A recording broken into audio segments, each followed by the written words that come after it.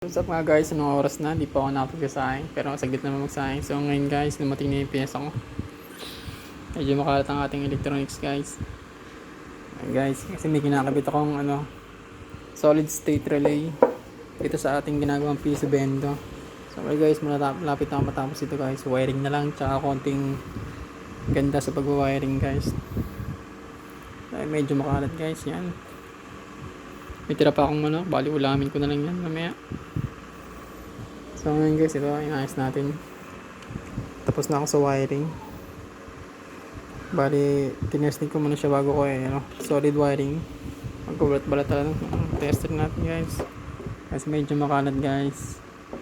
So mamaya anong oras lang, sign tayo. Mamaya magsusundo tayo.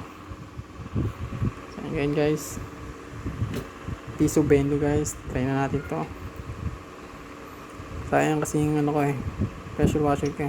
Kakitaan natin.